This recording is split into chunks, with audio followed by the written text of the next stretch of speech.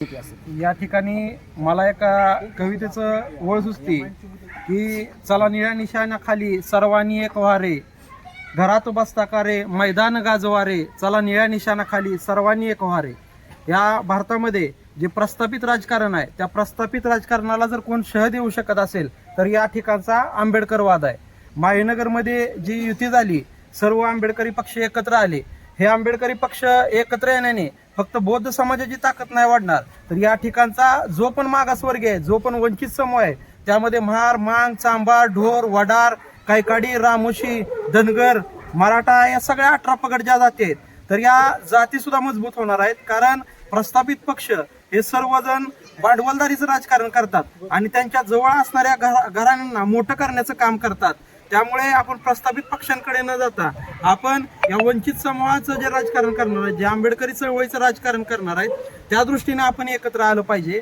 या ठिकाणी प्रस्थापित पक्षांनी आजपर्यंत आपल्याला भूलथापा देऊन जे दादा म्हणतील तेच खरं किंवा दादांनी दिलं तर घ्यायचं, नाहीतर निवांत बसायचं, अशा प्रकारची प्रवृत्ती आपल्यामध्ये निर्माण होत आहे.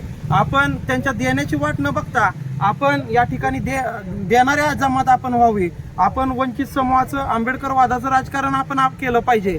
या ठिकाणी बहुजन नायक कांशीराम साहेब म्हणले होते की देने वाले समाज में लाल पैदा होते और बिकने वाले समाज में दलाल पैदा होते. त्यामुळे आपल्याला देणारा समाज बनायचा आहे. प्रस्थापितांनी जे आपल्याला दिलंय त्याची वाट न बघता आपण या ठिकाणी वंचित समूहाचे ज्या योजना असतील, आतापर्यंत या योजना जे प्रस्थापित पक्षांच्या जवळची घराणे आहेत त्यांच्याच घरात योजना गेलेल्या आहेत किंवा त्यांनी पाळलेले जे ठेकेदार आहेत, आपण तुम्ही बघितलं तर या ठिकाणचे जे प्रस्थापित लोक आहेत त्यांना या ठिकाणची ठेकेदारी मिळालेली आहे.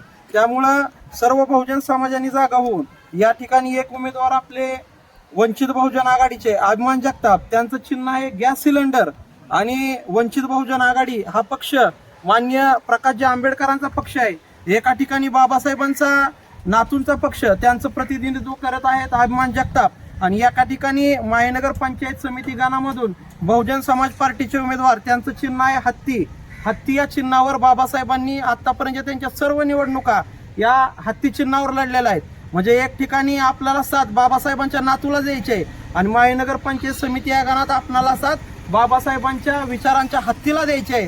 तर माझ्या सर्व बहुजन समाजाला विनंती आहे की आपण बाबासाहेबांच्या नातूला आणि बाबासाहेबांची विचारधारा असणाऱ्या हत्तीला, या दोन्ही पक्षाला बैमान न होता एका दिलानं, एका विचारानं या दोन्ही उमेदवारांना प्रचंड बहुमताने विजयी करा. जय भीम, जय भारत, जय महाराष्ट्र, जय शिवराय.